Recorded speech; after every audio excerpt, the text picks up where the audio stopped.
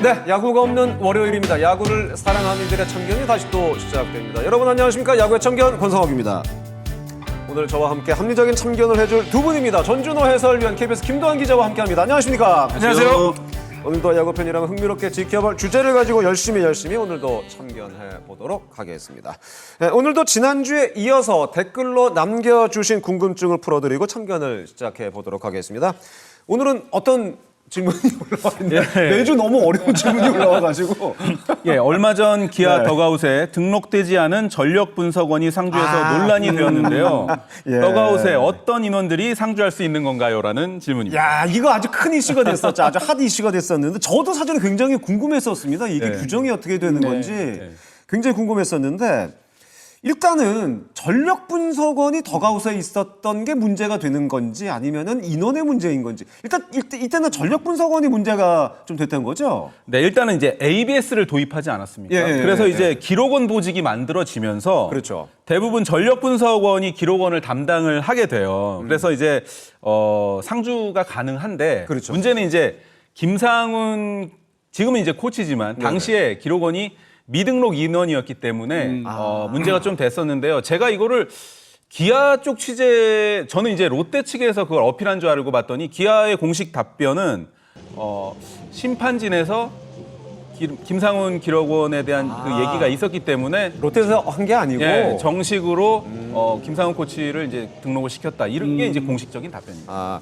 그러니까 전력 분석원이었기 때문에 앉아서는 안 된다. 이거는 아니고 등록되지 않은 인원이 있었던 그렇죠. 것이 문제가 된 거다. 이런 얘기가 되는 덕아웃에서는 어떻게 보면 등록 선수, 코치 그리고 기록원 등록되지 않은 인원이 덕아웃에 들어와 있는 경우에는 심판이 제재를 할 수가 있고요.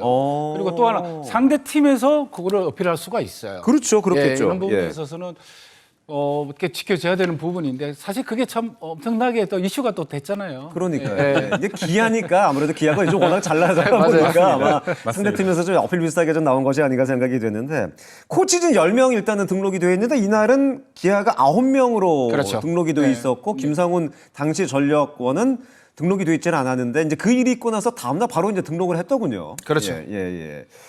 코치 등록을 했고. 근데 그러면은 인원수가 뭐 정해져 있거나 뭐 그런 게 있는 건가요? 아니면 뭐 코치는 몇 명, 선수는 몇 명, 뭐 이런 게 정해져 있는 거 어떻게 돼 있는 건가요? 이게 룰북에 보면요. 네네. 무려 46명이 덕아웃에 들어갈 수 있습니다. 들어갈 수 있는 건 48명, 그러니까 이제 6명. 46명. 46명. 제가 한번 네네. 불러드리겠습니다. 네네. 감독 1명, 네. 코치가 9명, 그리고 이제 엔트리가 28명이기 때문에 그렇죠. 이제 들어갈 수 있고요. 이 외에도 기록원 1명, 홍보팀 1명, 통역이 3명, 이렇게 해서 무려 48명이 들어갈 수 있는데요. 46명, 46명이 들어갈 수 있는데요. 네. 제 생각에는 페넌트 레이스 때는 누가 들어와 있는지 아닌지 워낙 이게 불분명하기 때문에 어느 정도 이제 용인이 되는데요. 가을 야구 때는 양팀 벤치가 굉장히 민감하기 때문에 그렇죠. 면밀합니다. 이거는 우리 있죠. 전 코치님이 맞아요. 정확히 알고 계시죠. 예, 그럼요.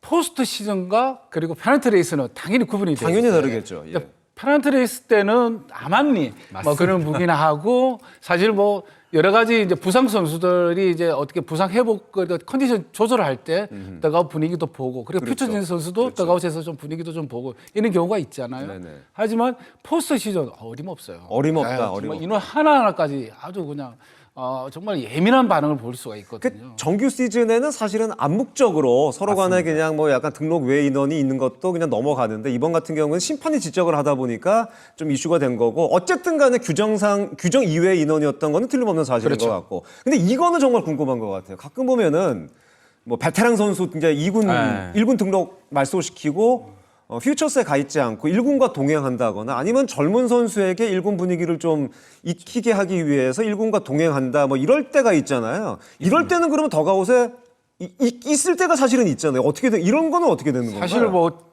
제일 투수 파트에서 그런 경우가 많이 발생이 되거든요. 부상 중에 있는 선수가 이제 그 재활을 끝마치고 그렇죠. 그리고 이제 컨디션을 1군 훈련할 때 같이 동행하면서 컨디션 조절을 확인을 하고 그러다 보면 이제 경기 때도 그 덕아웃에 앉아서 이제 있을 때 있죠. 그리고 분위기도 또 확인을 하는 경우가 있고요. 그리고 퓨처스에서 콜업된 선수들 그렇죠. 등록 전에 그 선수를 이제 1군 분위기를 보게끔 맞아요. 이런 경우가 있는데 사실 그런 게 상대 팀에서 어필을 하지가 않아요. 왜냐하면 자기 팀도 그렇게 운영을 하기 때문에 아, 이것도 아까 마찬가지로 암묵적으로 네, 서로 맞아요. 그냥. 예. 아. 그런데 투수 같은 경우에는 특히나 등록을 넣었다 뺐다 하는 경우가 많잖아요. 특히 중간 투수는 더 그렇고요. 그 선발은 다음 날 등판이니까 당연히 하루 미리 와 일찍 있고. 등록해야 되고 어웨이 같은 경우에는 더 그렇잖아요. 그렇죠. 원정 경기 때는 미리 와서 생활을 해야 되기 때문에 혼자 뭐 호텔에 가 있을 수는 없잖아요. 그렇죠. 그러니까 그렇기 때문에 그런 상대 팀에서도 상당히 이해하는 부분이거든요. 예, 그런 부분이 좀 틀린 것 같아요. 그것 다른 것 역시도 같아요. 규정상으로는 원래 안 되지만은 네. 정규 시즌 내에서는 암묵적으로 서로 간에 약간의 용인을 한다. 맞습니다. 그 정도로 볼 네. 수가 있겠군요.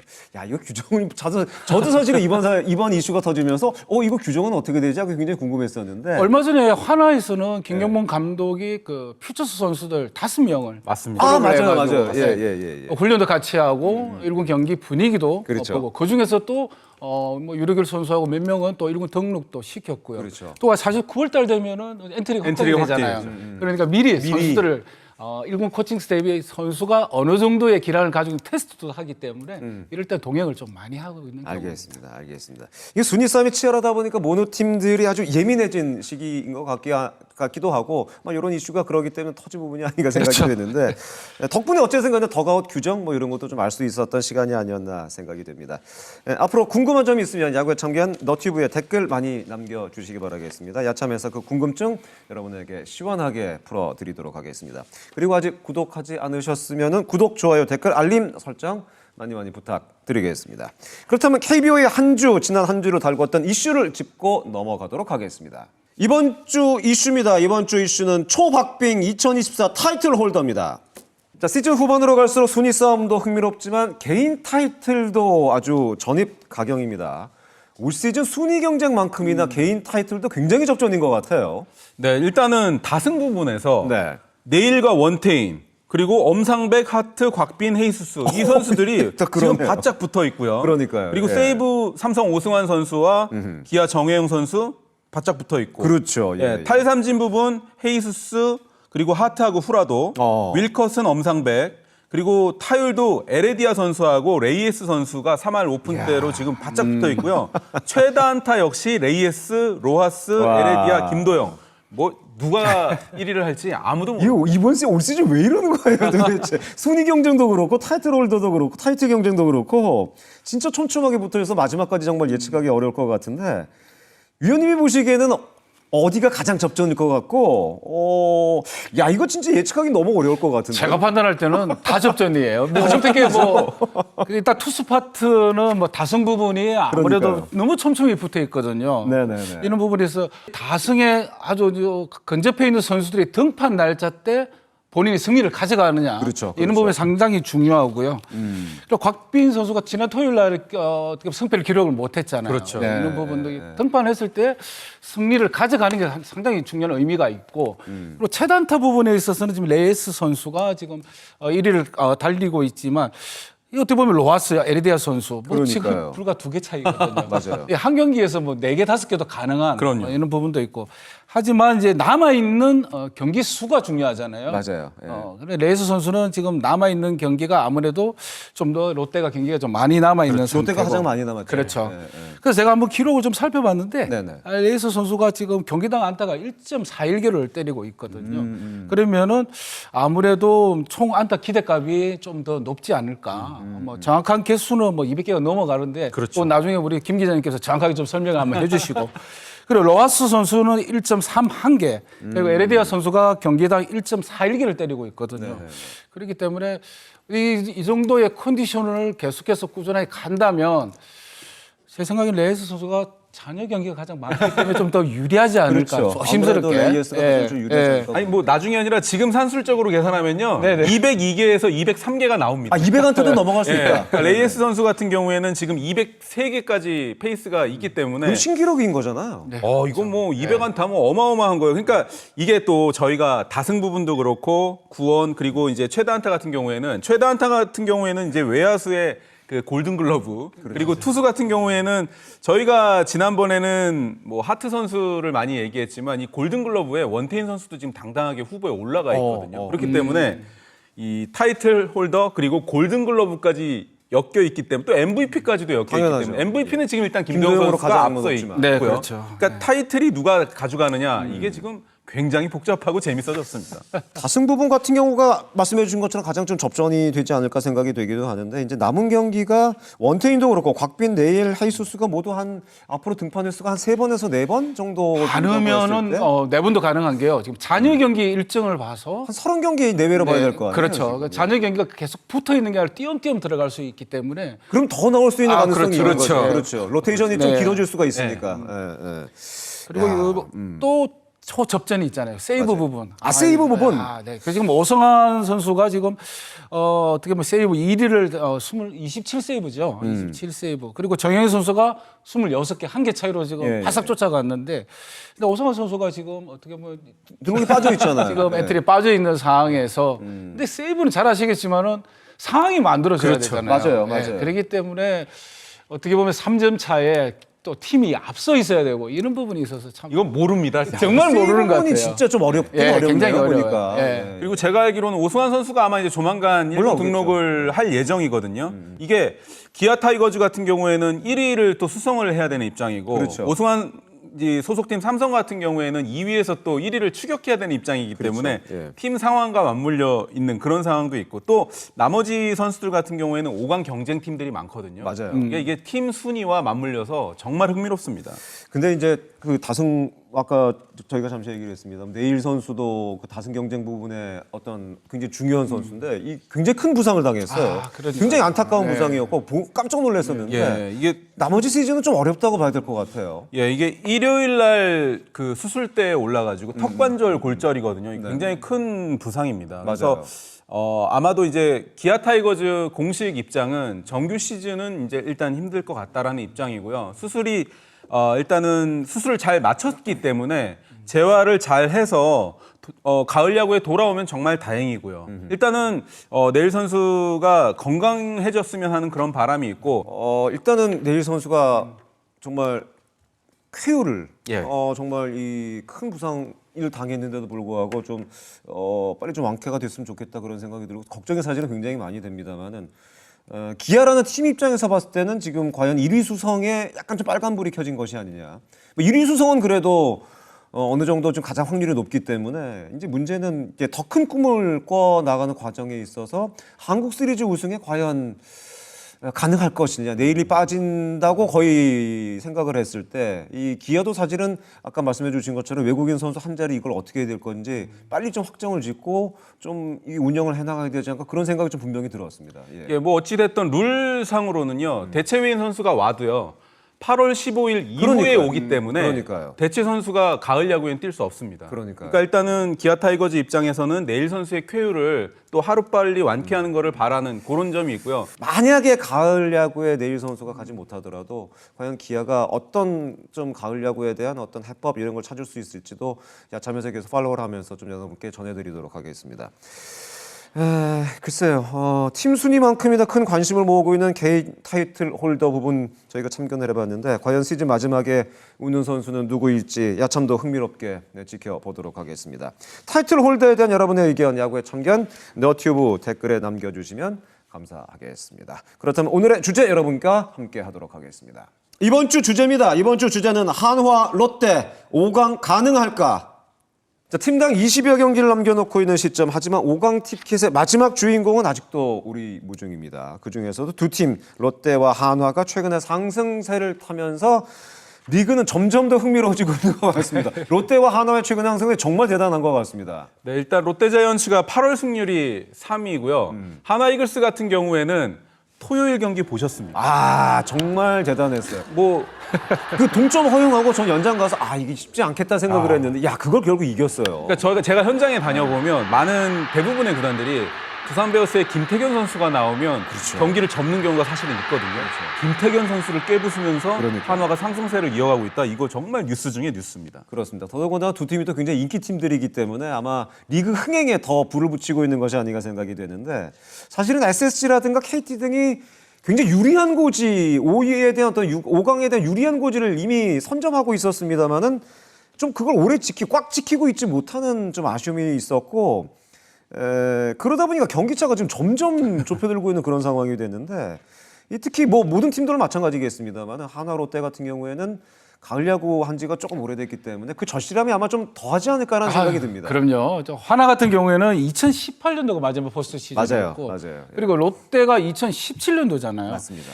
정말 팬분들의 염원이 안겨 있는데 사실 뭐 하나가 사실 분위기 좀 좋아요. 하나가 너무 좋습니다. 어떻게 보면 5강 그때 5위를 하고 있는 SSG와의 경기에서 수입승을 거두면서 맞아요. 굉장히 그 컸죠. 분위기를 상승곡선을 타고 있거든요. 맞습니다. 예, 이런 분위기를 계속해서 좀 전에 김동완 기자가 말씀하셨지만 상위 팀들하고의 경기에서 지금 하나가 한 점차 승부를 계속해서 이겨 나가고 있거든요. 두산전에서도 좋은 경기를 결과를 했었고요. 맞았고. 예. 맞아요. 그렇기 때문에 하나가 지금 좋은 분위기를 타고 있고 지금 SSG가 하나전에 수입패를 당하면서 좀 동력을 좀 잃은 것 같고요. 그리고 KT도 지금 SSG와의 경기에서 좋은 승률을 만들어내고 있고. 맞습니다. 결과적으로는 이번 5강 싸움 정말 어떻게 될지 시즌 마지막까지 가지 않을까 그런 예상을 해봅니다. 그래서 오늘 본격적으로 이 롯데와 한화의 5강 가능성 과연 있을까? 아직 좀 승차가 좀 있긴 합니다만 그 부분을 좀 참견을 해보지 않을까 생각인데 네 가지 주제로 나눠서 요 얘기를 좀 해보도록 하겠습니다. 먼저 첫 번째 주제가 되겠습니다. 한화 롯데의 8월 성적 살펴보겠습니다. 먼저 롯데 이야기부터 시작을 해보도록 하겠습니다. 8월은 정말 진격의 거인이었습니다. 이게 8치올 얘기를 많이 했었잖아요. 예. 진짜 8치올이 됐어요. 예. 네, 롯데자이언츠가 일단 8월에 지금 토요일까지 네. 10승 6패 그리고 특히 홈에서 5승 1패로 뭐 어마어마한 지금 모습을 보여주고 있는데요. 그렇죠. 특히 이제 공격력도 굉장히 살아나고 있고 그리고 마운드가 또 안정이 된 점. 물론 기아와의 주중 두 판이 정말 아쉬웠습니다. 그렇죠. 맞아요. 예, 그 두 번 때 제가 프론트하고 사실 좀 취재를 했을 때 굉장히 좀 속상하다 그런 얘기를 했었는데 그 두 경기를 빼면 거의 만점에 가까울 정도로 롯데자이언츠가 분위기가 좋습니다. 그 승률로 따지면은 6할 2푼 5리 평균 자책점을 보니까 전체 평균 자책점을 보니까 4.31 팀 타율이 3할 7리 기록을 했습니다.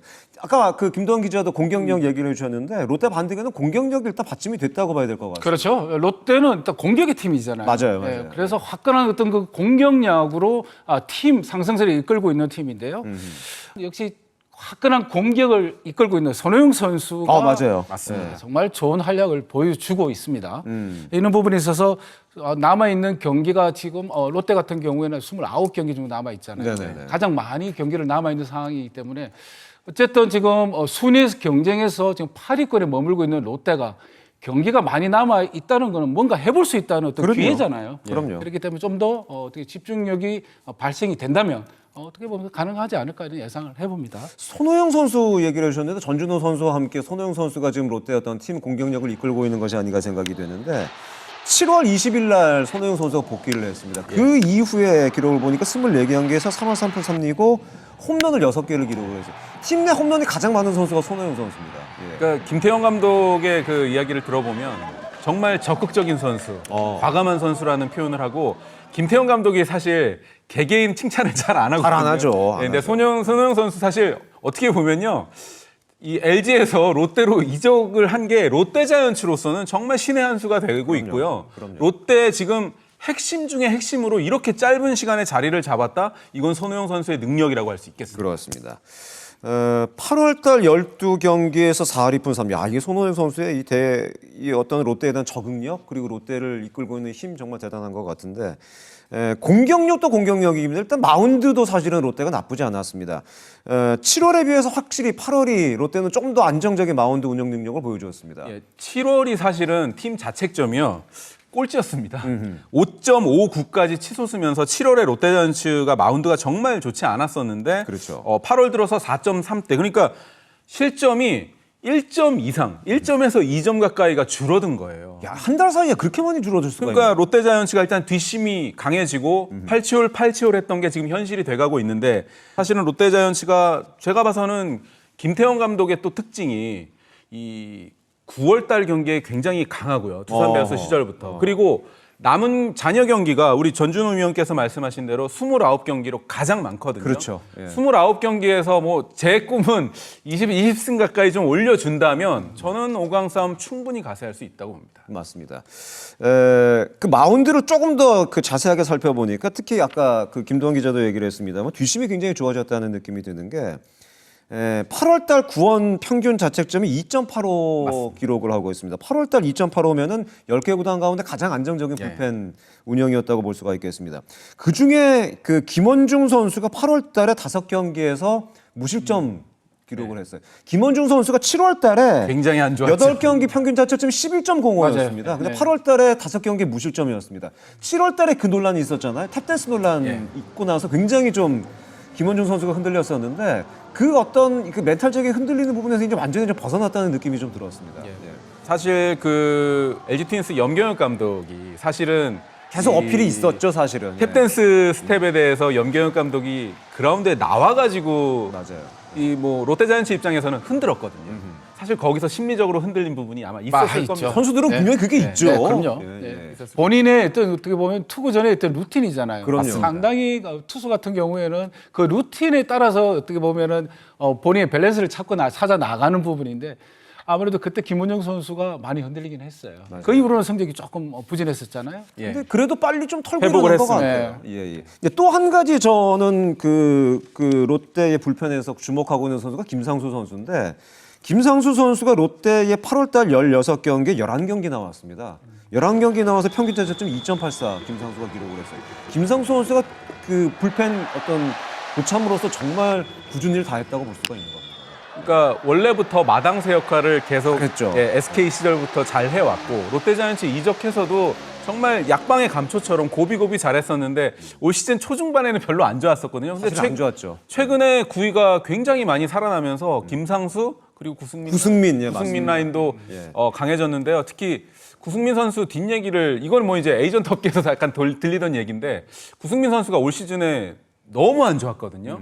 그래서 FA를 두고도 고민을 했던 거로 저는 알고 있어요. 근데 제가 알기로는 FA 선언을 하는 쪽으로 굳힌 걸로 저는 최종 좀 확인을 했고 이제 반대로 얘기하면 롯데자이언츠로서는 김원중 선수하고 구승민 선수 2명을 일단 내부 기조로는 잡겠다라고 했는데 최근에 9위 보고 올라오는 거로는요. 구승민 선수 9위가 굉장히 좋다라는 그게 올라오고 있습니다. 구승민 선수가 이 8월달 9경기에서 평균 자책점 1.04 맞습니다. 오히려 김상수보다 더 좋았고 거의 뭐 김원중과 비슷할 정도로 구승민, 김상수, 김원중이 사실은 8월달에 불펜을 책임졌다. 롯데 불펜을 책임졌다고 일단 봐야 될 것 같습니다. 그러니까 제가 첨언하면은 원래 이제 6, 7월이 되면 FA 선수들 중에 정말 슬럼프에 빠져 있는 선수는 FA 포기 아니냐고 이제 업계에서 약간 돌거든요. 그 중에 한 명 후보가 구승민 선수였는데 지금 완전히 180도 바뀌어서 FA를 선언하는 걸로 저는 알고 있습니다. 맞는 거죠. 예, 알겠습니다. 자, 롯데와 마찬가지로 한화도 8월달에 좋은 모습 보여주고 있습니다. 8월달 승률이 이 한화가 엄청납니다. 한화 역시도 6할이 넘는 8월달 승률을 현재 보여주고 있습니다. 6할 3푼 1이면은 사실은 전체 10개 구단 가운데 2위의 승률을 8월 달에 보여주었습니다. 예. 야, 이거는 뭐 하나 이글스 같은 경우에는 그 지금 제가 뒤에 뭐 나오겠지만 유니폼 얘기를 제가 잠깐 좀 해드릴게요. 푸른색 유니폼 그 얘기 안 할 수 없죠, 맞아요. 이 얘기를 제가 오늘 들어오기 전에 프런트한테 좀 확인을 해보려고 했는데 왜냐하면 푸른 유니폼 처음 고안한 사람한테 상 줘야 되는 거 아니냐, 상 줘야 될 것 같아요. 인센티브 진짜로. 줘야 되는 거 아니냐라는 분위기가 이 구단에서 있다 그래요.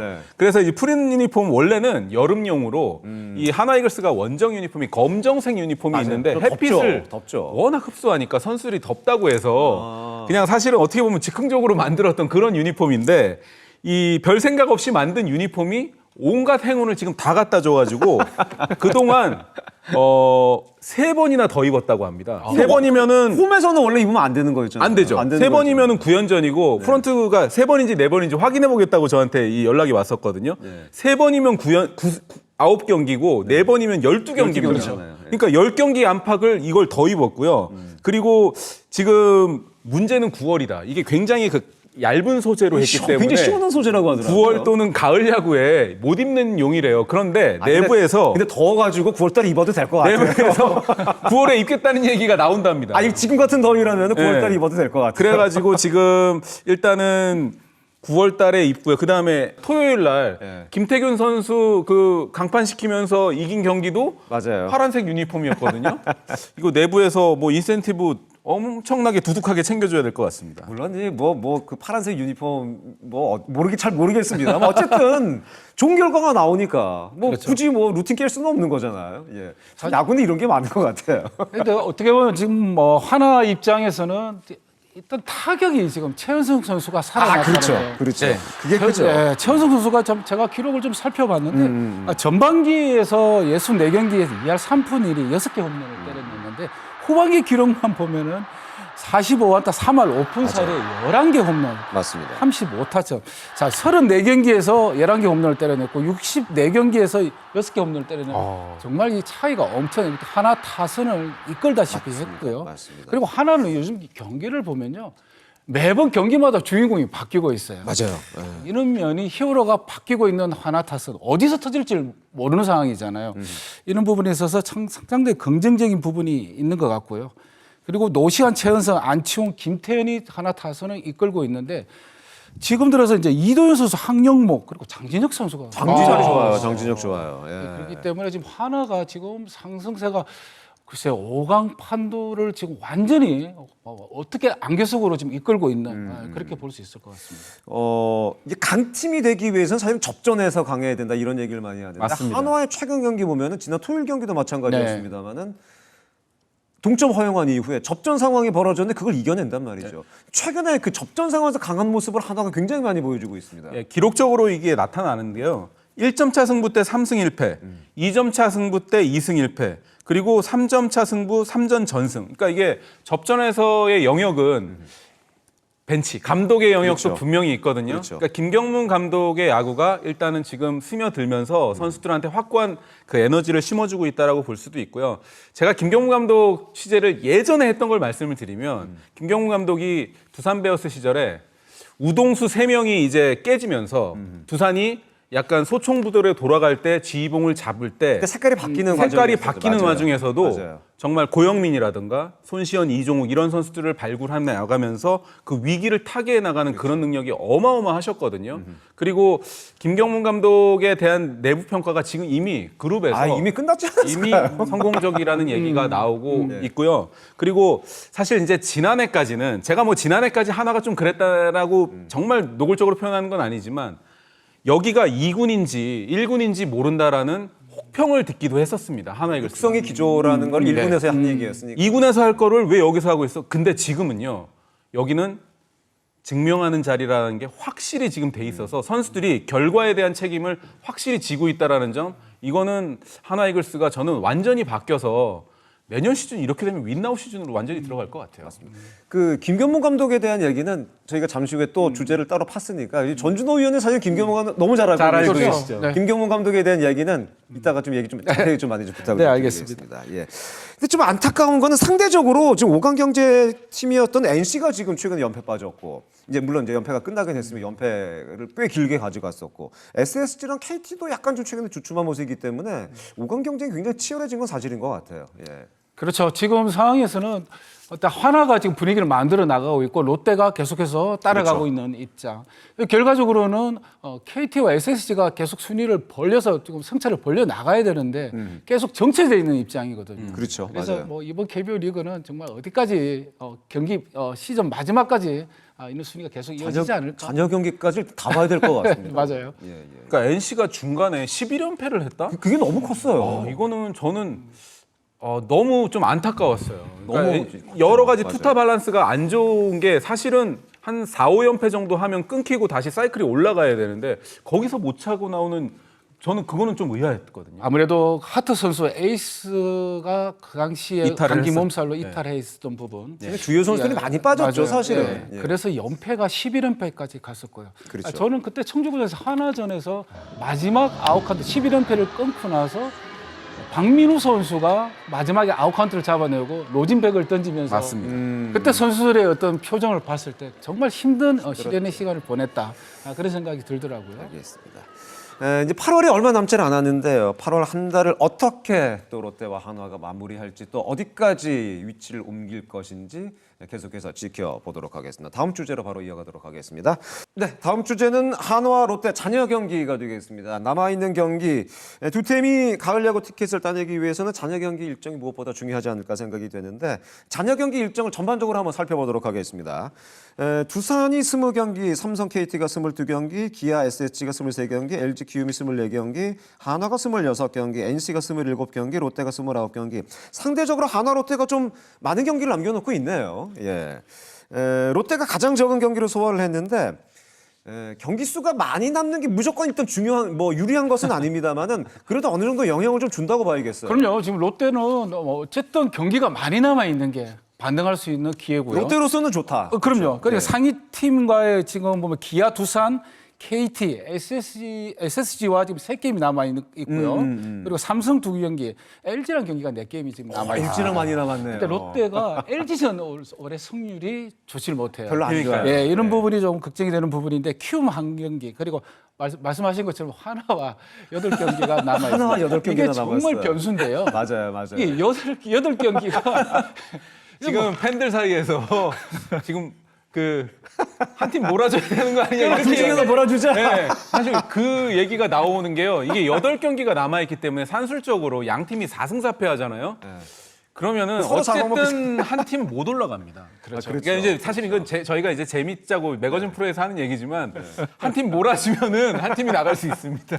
그러니까요. 4승 4패 5할을 하면요. 2팀 나가요. 못 나가요. 네, 그래서 팬들 사이에서는 그런 말씀을 하시는데 그래서 지금 상대 전적이 이제 약한 LG와의 경기 올 시즌 3승 9패였거든요. 그렇기 네네. 때문에 LG와 경기가 4경기가 남아 있는 부분 그리고 SSG와의 5승 8패 역시 좀 약했어요. 그리고 이런 부분에 있어서 롯데가 남은 잔여 경기에서 좀 더 이런 상대적으로 약한 모습을 보였던 팀과의 승률이 어떻게 보면 참 중요하다 이렇게 볼 수 있을 것 같아요. 그나마 롯데 입장에서는 괜찮은 것은 잔여 경기 일정이 많이 남았고 또 아까 말씀드린 8월달 그 분위기가 괜찮았기 때문에 그렇죠. 롯데로서는 그 사실은 5강까지 가기 위해서는 승률을 굉장히 많이 좀 높여야 되는 상황이긴 한데 그래도 어느 정도 희망은 좀 남아 있다고 보긴 봐야 될 것 같아요. 예. 그리고 제가 아까 말씀드렸지만 김태형 감독이 이제 두산 시절부터 8, 9월 또 10월 이렇게 가면 승부수 갈수록, 던지잖아요. 예, 한 칼이 있으시잖아요. 소위 그 팬들이 얘기하시는. 그래서 김태형 감독의 용병술도 물론 야구가 감독으로 안 됩니다. 아이, 물론 감독 한 명으로 안 결국 선수가 되지만 하는 거잖아요. 그래도 김태형 감독이니까 그러니까요. 한번 저는 믿어보겠습니다. 그래도 페이스가 최근에 하나도 좋잖아요. 이것도 한번 NC랑과 결과도 한번 지켜봐야 될 것 네, 같습니다. 그러니까 조금 전에 언급한 대로 한화 이글스 롯데와의 8경기 한화는 사실상 운명이 결정될 것 같고요. 그렇죠. 사실 또 하나의 변수는 이제 9월부터는요 확대 엔트리라고 해서 맞아요. 33명이 들어옵니다. 그래서 하나 프런트 제가 잠깐 취재를 해봤는데 이제 이 내부에서 회의에서 지금 갑론을박 하고 있더라고요. 근데 저는 개인적으로 정은원 선수를 한번 올리면 어떨까라는 생각은 저는 갖고 있습니다. 아 정은원 선수를 네, 정은원 선수가 지금 상무 상무 입대가 합격했잖아요. 확정이 돼서 지금 몸이 최상에 지금 올라와 있는 상태라고 하거든요. 근데 이제 뭐 김경문 감독이 어떻게 픽을 하실지는 저는 모르겠습니다만은 정은원 선수도 있고요. 그리고 하나 이글스는 또 긍정적인 게 안치홍 선수, 최은성 선수가 빠져 있는데 안치홍, 최은성 그리고 이제 정은원 올라오게 되면 이 3명이 올라온다 천군만마가 될 것 같고요. 그렇죠. 또 한 명은 아마 이제 투포수를 올릴 것 같은데 제 생각에는 포수에 저는 허인서 선수를 굉장히 높게 보거든요. 허인서 선수가 이 포텐이 굉장히 높습니다. 그래서 아마 안방마님도 한 명이 올라오게 되면 한화 이글스 저는 그러니까 한화가 왜 긍정적이냐면 토요일 경기를 저는 질 줄 알았어요. 그러니까 토요일 경기 이기고 나서 분위기 좋고요. 지금 안치홍, 정은원, 최은성, 허인서 올라올지 모르지만 허인서 그리고 투수 한 명까지 세트로 올라오게 되면 확대 엔트리 때 가장 강해질 수 있는 팀 중에 한 팀은 한화 이글스가 아닐까라는 생각이 들고 더 강해질 것이다. 우리가 이제 5강 경로 변경할 때 제가 한화를 뺐었거든요. 저는 하나 넣었습니다. 아, 넣으셨죠? 아, 한화 넣고 싶습니다. 예. 하나의 어쨌든 롯데도 마찬가지입니다. 하나 행보를 분명히 지켜봐야 될 거. 남은 잔여 경기 일정에서 가장 핵심이 되는 팀은 하나 행보가 되지 않을까. 뭐 그렇게 예상이 되는 것 같습니다. 아까도 저희가 잠시 얘기했습니다만은 재미있는 거는 롯데와 한화가 두 팀 간에 가장 많이 남겨놓고 있다. 과연 어떤 결과가 나올까? 그리고 롯데전을 한화는 푸른 유니폼으로 입기로 지금 결정을 했죠. 그래요? 이야, 이거 재밌을 것 같습니다. 롯데와 하나가 주중 3연전은 내일부터 시작이군요. 네, 맞습니다. 그러네요. 이야, 당장 내일부터 붙기장하는 그래서 그 시리즈를 푸른 유니폼으로 치르. 왜 이게 왜 중요하냐면요. 푸른 유니폼이 사실 빨리 세탁을 해가지고 또 선수들을 배분을 해야 되고 이런 문제가 있기 때문에. 아니, 그거 하나 갖고 계속 입는 거예요? 그러면? 아니죠. 있겠지만 있겠죠. 그게 왜냐면 지금 이 관중들도 보면은요. 관중들도 푸른 요즘에 유니폼 파란색 요즘 많아졌어요. 많아졌는데 그게 물량이 딸려가지고 아이고. 많이 못 사 입었어요. 그래서 지금 이게 하나가 또 특징이 옛날부터 내부에서 이 공무원 마인드가 있어서 인센티브를 잘 안 주려고 그래요. 그래서 제가 이제 프런트 두 분이 그 누가 고안했는지 모릅니다라고 이구동성으로 저한테 그러는데 그거 고안하신 분한테 인센티브 팍팍 주시고 정말 앞으로는 신상필벌 확실하게 해서 강팀 중에 강팀으로 갔으면 좋겠습니다. 알겠습니다. 내일부터 시작되는 한화 롯데 주중 3연전 많은 팬들이 관심을 갖고 있을 것 같습니다. 야천도 역시 흥미롭게 지켜보도록 하겠습니다. 자, 이제 세 번째 참견으로 바로 이어가도록 하겠습니다. 한화 롯데 키플레이어 살펴보도록 하겠습니다. 두 팀의 가을 야구를 보기 위해서는 어쨌든 뭐 선수들의 활약이 가장 중요하지 않을까 생각이 되는데 모든 선수들의 뭐 힘이 당연히 필요하겠습니다만 두 분 보시기에 키플레이어 누가 있다고 생각을 하세요?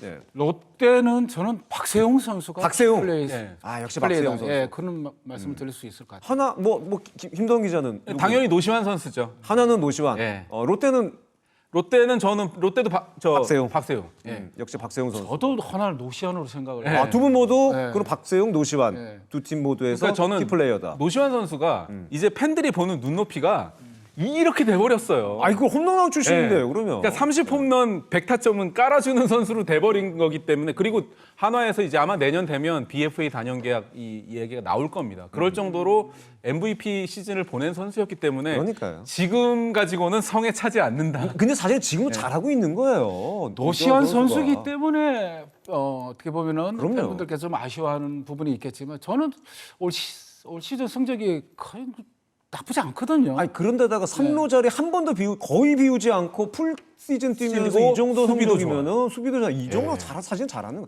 아까 말씀해 주신 것처럼 저희가 눈높이가 너무 높다 보니까 노시환에 대한 기대가 너무 높다 보니까 그런 거지. 사실 노시환 굉장히 잘하고 있는 겁니다. 근데 노시안 선수가 그 지난 올스타전이죠. 홈런 레이스 중에서 그때 홈런 레이스 하면서 어깨를 다쳤어요. 그러니까 부상 중에 어떻게 보면 타격이 하는데 좀 결정적인 거는 그렇죠. 좀 이야기 좀 있었고요. 맞아요. 예. 예. 그리고 어떻게 보면 몸 상태 부상이 있는 상황에서 스텝은 조금 더 좀 휴식을 좀 가져갔으면 좋겠다라고 이제 권유를 했는데 선수 본인이 경기를 뛰고 싶은 그런 강력한 그런 메시지를 전달하면서 대체 선수가 없잖아요. 사실 노시환은 대체할 수 있는 선수. 노시안 선수가 그 팀에 대한 애착이 굉장히 많은 그러니까요. 선수입니다.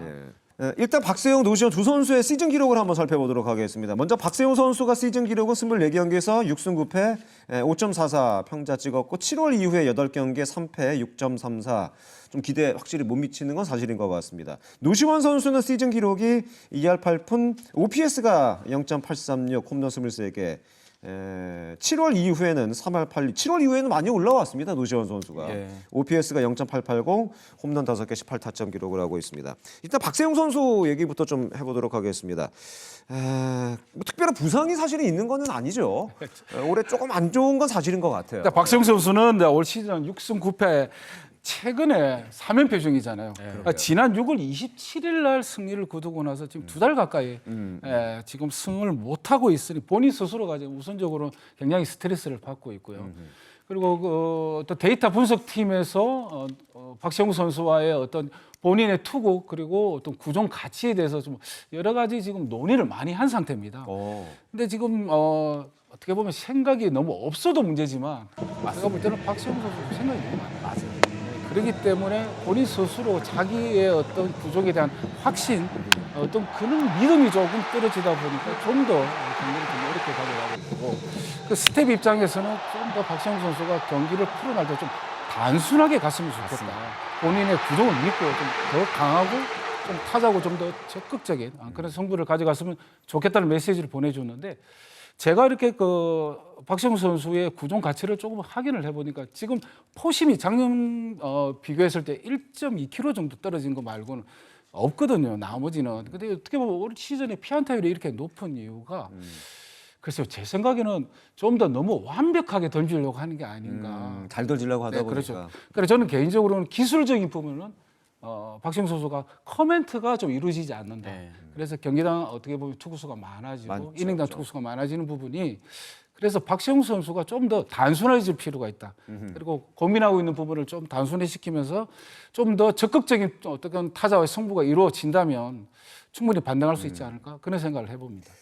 기록을 좀 살펴보니까 박세영 선수가 일단 저는 그 좌우 스플릿을 한번 보니까 우타자 상대 피안 타율이 3할 5리가 나고 좌타자한테 2할 8분 7리, 우타자한테 상대적으로 굉장히 피안 타율이 높게 나오고 주자에 있을 때 피안 타율이 3할 1분 9리, 그리고 WHIP가 1.5리기면 선발 투수 규정 이닝을 채운 선발 투수 가운데 가장 좋지 않은 WHIP가 되겠습니다. 결국 제구적인 부분, 어떤 그런 것들이 좀 엮여 있는 것이 아닌가. 그리고 말씀해 주신 대로 멘탈적인 부분 이런 것들이 엮이면서 좀 자신감을 잃고 있는 것이 아닌가 하는 생각이 들었습니다. 그 이제 멘탈적인 부분이 나타나는 게요. 타구단 전력 분석팀들이 요즘에는요 투수의 표정까지 봅니다. 그럴 수 있죠. 근데 1919에 감정 표출이 심한 거 투수로서는 마이너스거든요. 그 박세영 선수 특유의 표정이 있어요. 특유의 표정이 좀 있어요. 게다가 지금 ABS 시대인데 그게 심판한테 하는 건지 기계한테 하는 건지 아니면 본인한테 하는 건지도 모를 정도의 표정 노출.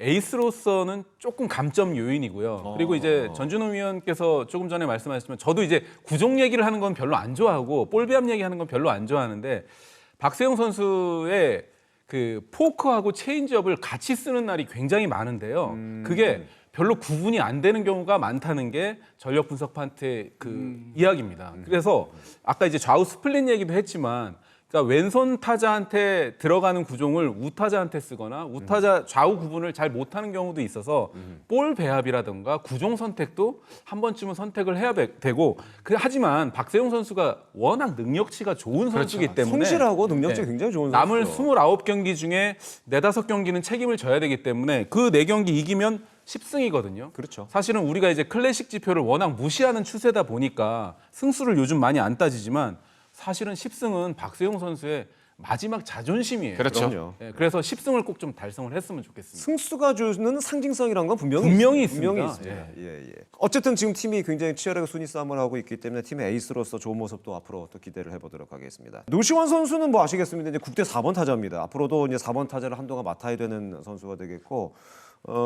현재 홈런이 23개 기록이 되어 있습니다. 적지 않은 개수입니다. 물론 이제 9위 정도가 되는데 아쉽다고는 하지만 사실은 이게 아까도 말씀드린 것처럼 이제 기대치가 워낙 높으니까 아쉬운 거지 사실은 잘하고 있다고 봐야겠죠. 예. 강동구 타격 코치와의 노시안 선수의 올 시즌과 작년 시즌이 달라진 모습을 한번 논의를 해봤는데 현장에서 만나서 때문에 노시안 선수가 ABS 존에 대한 어떤 어떻게 보면 피해자. 그럴 수 있죠. 네, 그리고 저도 그 부분이 궁금했었어요. 네, 그렇죠. 노시안 선수가 어떻게 보면 낮은 스트라이크 존에 강점이 많은 선수잖아요. 그렇죠. 누우면서 치니까. 그렇죠. 그 스윙 걷어올리니까. 궤도가 약간 엎어 블루 또 엎어서 들어가는 그런 스윙인데 하이 패스트볼에 대한 어떤 어려움 점. 그 부분이 있을 수 그렇죠. 있겠네요. 그리고 네. 자투수가 밖에서 들어오는 백도와 어떤 슬라이드와 커버에 대한 그 대처. 그리고 본인이 형성되고 있는 스트라이크 존이 변화가 일어나는 흔들리니까 거예요. 생각했던 맞아요. 스트라이크 존이 예. 흔들리니까. 예. 그래서 지금 KBO 리그에서 가장 어떤 ABS 존에 힘들어하는 선수가 노시안 그리고 기아의 나성범 이 두 선수가 굉장히 힘들어하고 있습니다. 그래서인지 그 노시환 선수의 올 시즌 그 스플릿 좌우 스플릿을 보니까 우투수 상대 2할 8푼 6리 15개 홈런, 좌투수 상대 2할 3푼 5리. 좌우 폭이 굉장히 크게 나타나. 지난 시즌까지는 좌투수 상대로 2할 9푼 6리, 우투수 상대 2할 9푼 4리로 그게 포인트입니다. 좌우 구분이 없었어요. 근데 올해는 좌우 차이가 굉장히 많이 벌어져 그렇죠. 있습니다. 그게 아까 말씀하신 그 차이점에서 온 것이 아닌가 하는 생각이 드는군요. 투수를 상대로 못 치고 있는 거거든요. 지금. 그렇죠, 원래는 좌투수를 잘 쳤어요. 잡아먹으면서 홈런을 쳤어야 되는데 그러니까요, 그 부분이 굉장히 아쉽고 근데 한 가지 저는 이제 긍정적인 거는 청주구장이었나요? 그 아마 밀어서 결정적으로 동점 홈런을 한번 맞아요. 터트린 라인 드라이브. 네, 라인 드라이브 네. 직선 홈런이 있었어요. 그 부분부터 조금씩 좀 회복이 그게 노시환 선수는 밀어서 홈런이 좀 나와야 돼요. 그렇죠. 그 청주구장 그 홈런을 저는 굉장히 좀 긍정적으로 좀 지금 어떻게 보면 하나로서는 노시환의 활약의 가장 중요한 시점이라고 볼 수가 있겠습니다. 예. 팀의 대표 투수, 대표 타자인 만큼 팀의 가을 야구를 위해서는 두 선수의 활약이 무엇보다 중요할 텐데요. 이름에 걸맞게 걸맞는 활약을 보여주시기를 또 기대를 해보도록 하겠습니다. 롯데와 한화의 5강 가능성에 대한 마지막 참견이 되겠습니다. 마지막 참견은 바로 명장들의 사제 대결, 바로 감독 얘기가 되겠습니다. 두 팀의 올해 새로운 감독과 지금 시즌을 보내고 있습니다. 대표적인 명장들이잖아요. 그렇죠. 카리스마형 감독들 맞죠? 예. 어떻게 보면 김태형 감독은 김경문 감독의 성향을 가장 많이 닮았다. 아, 그래요? 예, 그렇게 볼 수가 있고요. 그리고 김태형 감독이 롯데로 부임하면서 가장 팀을 어떻게 보면 가장 잘 만들었던 분이 손호영 선수가 롯데에 정말 본인이 가지고 있는 능력치를 최대한 발휘할 수 있는 그런 분위기를 만들어줬다. 그렇게 생각이 들고요. 그리고 나성엽 선수의 발굴. 그렇죠. 이런 부분들이 어떤 야수의 뎁스가 강해지면서 어떤 그 풀타임을 뛰면서도 그 선수들이 팀에 대한 미치는 영향력, 그렇죠. 이런 부분들이 또 감독으로서 선수를 이렇게 평가하면서 그 선수들이 앞으로 미래의 가치에 대해서 판단할 수 있는 거는 참 쉬운 일이 아니잖아요. 또 감독의 능력이거든요. 그런 부분에 있어서 김태형 감독이 롯데를 이렇게 만들어냈다, 이렇게 볼 수가 있을 것 같아요. 더더군다나 안치홍 선수 빠지면서 그 2루 공백도 굉장히 크게 느껴졌어요. 고승민 선수 키워낸 거는 진짜 대단한 것 같아요. 예. 고승민 선수가 저는 수비를 체격이 큰 선수 그만큼 해낼 줄도 근데 몰랐고. 고승민 선수 체격이 굉장히 큰 선수잖아요. 그러니까 지금 고승민 선수 발굴했죠. 조금 전에 말씀하신 나승엽 선수 발굴했죠. 그렇죠. 이거는 진짜 롯데자이언츠로서는 어쨌든 제가 이제 박준혁 단장하고 조금 전에 통화를 한번 해봤는데 올 시즌 5강 갈지 안 갈지 모르지만 굉장히 탄탄해지고 있다. 그리고 지금 포기하지 않을 수 있는 건 우리 팀이 정말 탄탄해져 가고 있는 과정이기 때문에 포기하지 않고 있다라고 그럼요. 그렇게 얘기한 거로 봐서 고승민 선수의 발굴도 정말 놀라운 발굴인 것 같습니다. 지금은 뭐 포기를 얘기하거나 그럴 단계는 전혀 아니죠. 전혀 아닌 것 같습니다. 김경문 감독 역시 말씀해 주신 것처럼 새로운 선수를 김태형 감독도 많이 찾아냈습니다만은 김경문 감독 부임 후에 또 다른 팀 갈라 역시 보여주고 있는데 얼마 전에 그런 인터뷰 하셨어요. 5강 찬스가 왔다. 야, 어떻게 보면 그 당시도 승차가 약간 좀 있는 시기였기 때문에 와 굉장히 좀 과감하면서도 자신감 넘치는 인터뷰가 아니었나 생각이 됐는데 그 공식적인 인터뷰에서 5강의 기회가 왔다라고 감독이 선언하는 순간 선수들이 느꼈던 감정이나 이런 거는 굉장히 좀 달랐을 것 같아요. 그게 이제 결국은 언론을 통해서 그렇죠. 메시지를 선수들한테 전달하는 메시지 거죠. 전달을 해주는 거거든요. 그러니까 김경문 감독이 전형적인 이제 카리스마형 감독. 저희가 이 기자들이 제목을 쓸 때 이 팬들이 행간의 의미를 잘 읽으셔야 되는 게요. 형님 리더십이라고 쓰는 경우 있잖아요. 형님 리더십이 아니어도 카리스마 없는 감독 위에 데스크에서 야 그럼 형님 리더십으로 써 이런 경우도 있고요. 아, 그래요? 또 이 선수들이 무서워하는 감독인 경우에는요.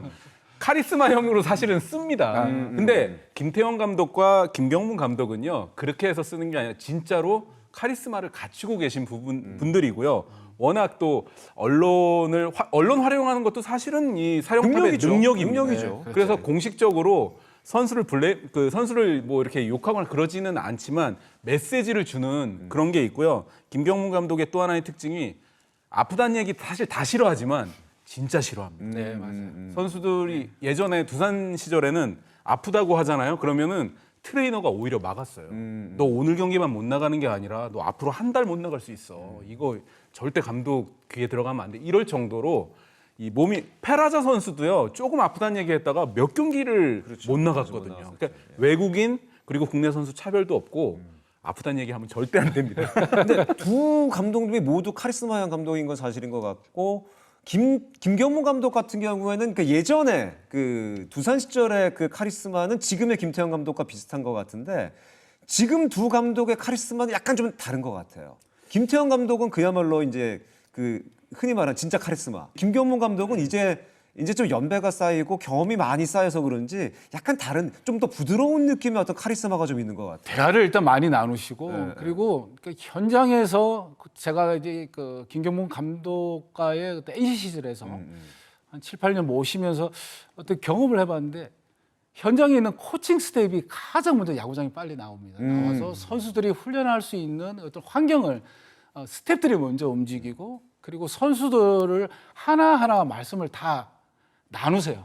나누면서 그 선수가 가지고 있는 고민, 어떻게 보면 훈련 양은 많지만 그 선수를 배려하는 그런 어떤 숨어 있는 따뜻한 마음이 있으신 분이에요. 이런 부분에 있어서 선수들이 결국 마음이 어떻게 보면 팀에 그러니까 뭐 녹아들면서 팀을 위한 팀 플레이가 만들어지고 이런 부분들이 어떻게 보면 김명문 감독이 선수를 운영하는 어떻게 보면 어떤 방식이다 이렇게 볼 수 있을 것 같고. 지난 한 3주 전이었었나요? 이제 류지연 아마 위원과 같이 대전 중계를 갔을 때였던 것 같은데 굉장히 인상 깊었던 그 당시 이제 그 얘기를 류지연 위원이 중계 중에도 했는데 마지막까지 배팅 치고 그 마지막 조 선수들이 정리하지 않고 다 들어가면은 나머지 스태프들이 그 장비라든가 이런 거를 정리를 하는데 감독님이 혼자 들어가시니까 같이 해요. 그거. 그렇죠. 정리 같이 하고 공 마지막까지 감독님 다 죽고 스태프들이 들어가고는 마지막에 들어가는 사람이 경기장에서 연습 끝나고 마지막에 들어간 분이 감독님이시더라고요. 맞아요. 그거 깜짝 놀랐습니다. 그러니까 더운 날씨에 제일 더운 날이었어요. 그렇죠. 그날이. 더운 예. 날씨에 선수가 필드에서 있는 시간을 최대한 줄여주는 거죠. 그래서 선수들은 들어가고 남아 있는 코칭 스태프과 나머지 이제 경기 운영하고 있는 스태프들이 같이 마무리 공 다 줍고 망 다 치우고 어떻게 보면 선수들한테 배려죠. 그리고 그 코치들은 고마운 힘들겠다라는 생각이 좀 들더군요. 코치들은 좀 힘들 겁니다. 저는 그 두 분을 다 모셨던 네. 그 두산 베어스의 그 약간 고위층 프런트 얘기가 좀 떠오르는데요. 냉혈한 두 분 다 정말 승부사라고 하는데 차이점이 있다 이렇게 얘기하시더라고요. NC 시절에 나성범 선수가 투수로 등판한 적이 한 번 있습니다. 그 가을 마지막 야구 경기 때. 맞아요. 가을 야구 예, 때. 가을 야구. 그 약속한 팀 팬이 약속한 예. 거였잖아요. 예. 근데 이제 두산 베어스 그 프런트께서 이렇게 얘기하시더라고요. 그거요. 김태형 감독이었으면 천만의 말씀입니다라고 얘기하시더라고요. 그래서 두 분 다 이 로맨티스트인데 로망이 김경문 감독이 조금 더 있고요. 김태형 피도 눈물도 없는 승부사는 김태형 감독이다라고 얘기를 하신 적이 있습니다. 김태형 감독의 카리스마가 가장 드러났던 장면은 박세영 선수 마운드에 올라가서 그 입모양이 다 잡혔잖아요. 그 입모양 짤이 지금 엄청나게 돌아다니고 있는데 어떻게 보면 그 장면이 김태형 감독이 보여주는 카리스마를 가장 적나라하게 보여준 장면이 아니었나 생각이 되고 팀의 에이스에게 그 정도로 강하게 얘기할 수 있다는 건 어떻게 보면 그건 김태형 감독이기 때문에 가능했던 얘기인 것 같은데 팬들은 사실은 굉장히 반응이 좋았습니다. 그 짤을 보고 팬들이 사실 반응이 굉장히 좋았었어요. 예. 맞습니다. 그게 김태형 감독이 그러신 분이고 옛날에 양의지 선수 그 뒷짐지는 그러니까. 예. 그런 그것도 것도요. 굉장히 유명한 김태형 장면이에요. 감독 아니면 그런 장면은 안 나오죠. 그렇죠. 어떻게 보면 롯데에 지금 필요한 어떤 리더십은 바로 그런 리더십이 아닐까라는 생각이 사실은 좀 들었습니다. 예. 그렇죠. 김태형 감독은 사실 경기 중에 보면 감독이 그렇게 개입을 하진 않아요. 선수를 믿고 그대로 경기를 운영하는데 여기서 이제 감독이 경기에 어떤 개입을 해서 뭔가 작전이 만들어지고 한 점 차 경기를 뒤집어야 되겠다. 어떤 그런 상황이 나오면 상당히 적극적으로 개입을 하거든요. 그렇죠. 대타기용, 대수비, 대주자 뭐 어떻게 보면 그런 부분에서 어떤 경기의 흐름을 읽어내는 눈이 상당히 예리하다 그렇게 볼 수 있을 것 같아요. 그렇습니다. 두 감독은 또 사제지간으로도 굉장히 유명한데 어떻게 보면 두 명장이 마지막으로 웃는 감독은 누가 될지 벌써부터 궁금한 것 같은데 어려운 질문 드릴게요. 두 팀 갈 가능성 몇 %로 보세요? 어떻게 보세요? 롯데 하나 몇 % 정도 보세요, 두 분? 저는 5강 가능성이 하나가 한 60%. 60%. 네. 그리고 롯데는 50%. 50%. 예. 김도환 기자는 어떻게 보세요? 저는 하나 이글스 70%. 아, 예, 예. 네, 하나 분위기가 너무 좋고요. 롯데자이언츠도 김태형 감독이 있기 때문에 저는 한 60% 정도. 60%. 하나 지금 분위기로서는 사실 80%까지 가야 돼요. 김동원 기자도 마찬가지입니다. 지금 분위기로 본다면 정말 그래 가야 되는데 남아 있는 경기가 지금 만만치 않다. 하나와 롯데의 경기가 8경기인데 SSG와 KT가 지금 허무한 표정을 짓고 있어요. 두 팀 경기가 많기 때문에. 그렇죠. 예, 예. 그게 이 변수입니다. 맞습니다. 예. 어쨌든 두 팀 모두 가을 야구의 가능성은 50% 이상 그 이상으로 가능성이 있다. 이거 저도 얘기를 해야겠죠. 두 분한테 네. 시켜만 놓고 뭐 저만 얘기하니까 저도 한 70% 하나는 한 80%까지 저 생각을 하고 있는데 롯데는 한 아무래도 그 승차가 좀 있어서 8할 이상의 승률을 가져가기가 쉽지 않을 거다. 그래서 한 60% 정도 보고 있는데 그리고 또 KT가 만만치 않잖아요. 만만치 않죠. 만만치 KT라는 않죠. 팀이 또 워낙 업셋이 강한 팀이기 때문에 쉽게 5위 자리 내놓지 않을 것이다. 그렇다면은 하나도 가능성이 높긴 하지만 그래도 KT가 아무래도 아직까지는 좀 유리하지 않을까라는 생각을 사실은 갖고는 있습니다. 그리고 저희가 뺐지만 SSG도 저력이 있기 SSG 때문에 그럼요. SSG 그럼요. 무시 못합니다. 그렇습니다. 자, 가을 야구를 향해서 비상하고 있는 한화와 롯데 과연 어떤 팀이 마지막 티켓을 거머쥐게 될지 흥미롭게 저희도 지켜보도록 하겠습니다. 오늘도 합리적인 참견을 해준 두 분이었습니다. 전준호 해설위원 그리고 KBS 김도환 기자와 함께한 시간이었습니다. 야구를 흐름의 스포츠라고 하죠. 분위기를 탄 한화와 롯데가 가을을 향해 열띤 레이스를 펼치고 있습니다. 어느 때보다도 팬들의 열기가 뜨거운 2024 시즌입니다. 팬들의 염원이 이루어지는 가을이 되길 야참도 응원하겠습니다. 여러분 감기 조심하십시오. 감기 때문에 고생 많이 하고 있습니다. 저는 오늘 두 분과 함께 인사 나누도록 하겠습니다. 야구의 참견은 다음 주에도 야구 팬이라면 꼭 참견하고 싶은 주제로 다시 돌아오도록 하겠습니다. 함께해 주셔서 고맙습니다. 안녕히 계십시오.